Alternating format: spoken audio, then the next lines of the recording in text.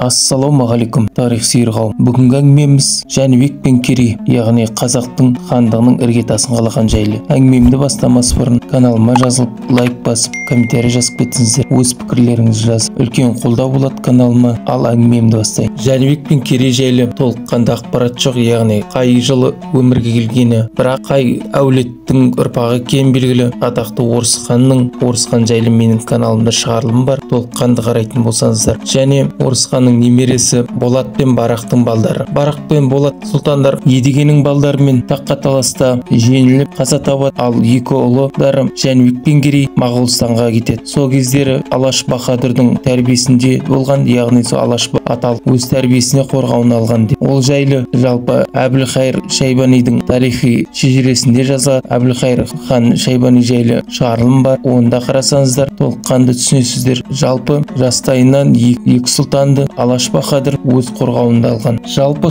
жошының ұрпақтарынан 10-шы ұлы Тоқа Темірдің ұрпақтары болып келеді. Орыс хан және Орыс ханнан тараған Жәнібек пен Керей. Ал Шайбани ұрпақтары ол 5-ші ұлы Шайбаннан тарайды. Жалпы екі осы әулеттердің билікке ұзақ таласы басталады. Басқа Батыйдан тараған ұрпақтар толығымен өледі. Ол жайлы Жәнібек хан жайлы және оның Бердібек ұлы бүкіл ұрпақтарын қырған жайлы толыққанды қарасаңыздар менде шығарылымда бар. Жалпы бұрынғы Кеңес одағындағы тарихшылар көбіне тарихты бұрмалап келді, яғни Шайбани әулетімен ұзақ билікке таласып келді деп. Және Шәкәрім Құдайбердіұлының жазған деректеріне қараса, ол да тарихи тұлғалардың өмір сүрген уақытына сай келмейді. Ол жайлы Әбілқайыр хан жайлы шығарылымда айтыла кеткендей, яғни бәрі Қаракесек Қобыланды батырдың Ақтан батырды өлтірген кез деп суреттейді, бірақ Қобыланды мен Ақтан батыр екеуі екі кезеңде өмір сүрген адамдар, сондықтан көптеген болжамдар, деректер бір-біріне сай келмей қалды. Жәнібек пен Керей негізі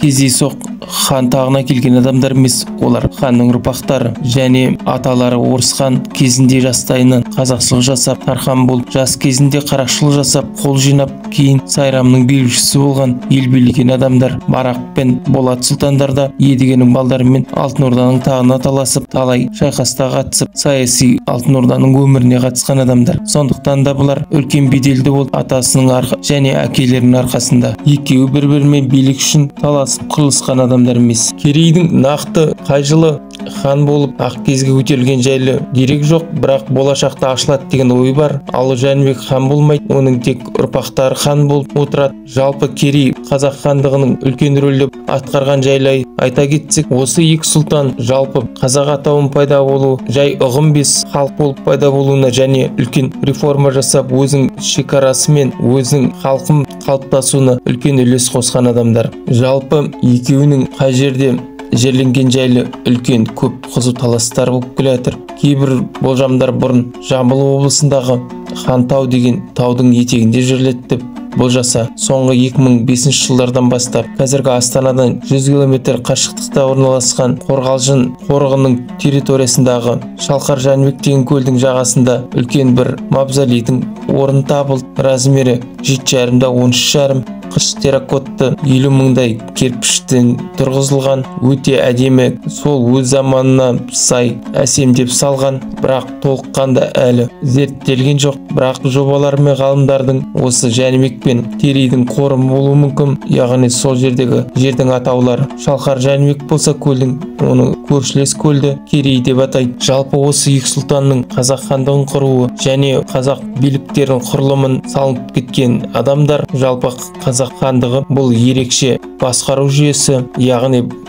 толыққанды көшпенділер болғасын хандарды сайлады. Ешқашан бізде династиялық атадан қалған мұра болып қалған емес, жалғыз ханда емес, билік үнемі ұру бастыларында болды және билердің қолында үлкен ықпалды болды. Сондықтан да қазақ хандығын көшпенді демократия деп айтуымызға болады. Қай ханды ұру бастылары және билер мен батырлар қолдаса, сол ханның билікке келуі ықпалы мол болды. Егер де сені ешкім қолдамаса, хандық тағынан да айырып тастауда болады. Соның бір дәлелі, хан таққа отырған кезде бар мүлкін алып кетеді халық, хан талапай дейді, бірақ кейін халық малын мүлкін жинап береді. Ал егер де ханның қателігін кешірмей көптеген қолдауынан биліктен айырылып қалса қуып жібереді, бірақ оның бүкіл мүлкін қайттан халық тартып алады, оны хан талау дейді. Жалпы осы екі сұлтанның қазақ хандығы жүйесін құрып кетуі соңғы Әлихан Бөкейхановқа дейін келді ұрпақтары, және де осы қазақ халқына ерен еңбек сіңірген адамдар. Жалпы келесі бөлім Жәнібектің ұлы Қасым хан жайлы. Қасымның ерлік үлкен ұлы хан болғаны қазақ хандығының шекарасын кеңейткен, халқын нығайтқан мемлекетті. Ағайын қолдап, комментарий жазып, лайк басып, жан-жаққа таратып, каналымды қолдап жіберіңіздер. Өз пікірлеріңіз болса астыға жаза кетіңіздер, және қоңырауды бассаңыздар уақытылы біліп отырасыздар шығарылымды. Толыққанды тыңдағандарыңызға көп рахмет.